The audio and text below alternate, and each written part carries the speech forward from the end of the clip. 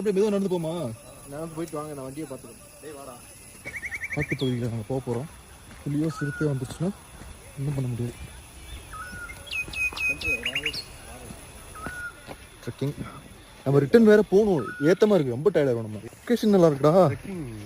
Trekking தான் பெரும்பாலும் நியூஸ்லலாம் பார்த்துன்னு இந்த மாதிரி தான் ட்ரெக்கிங் சுற்றுலாக்கு வந்த 2 வாலிபர்கள்னு ஆரம்பிப்பாங்க. என்னது சிறுத்தை பிரச்சனை இல்லையா? இன்னும் சண்டை போட்ட மாதிரி சொல்ற 4-5 சிறுத்தை கூட நயத்தை வச்சு ஒரு போர்டு போட்டுச்சுன்னு வச்சுக்கேன், பொழந்துரும் நமக்கு. சிறுத்தை கழுத்தை கவ்விரும்டா. பச்சம் இங்க காட்டு பண்ணி நிறைய இருக்கும் போல இருக்கு. அதான்டா பெரிய பிரச்சனை. Awesome place.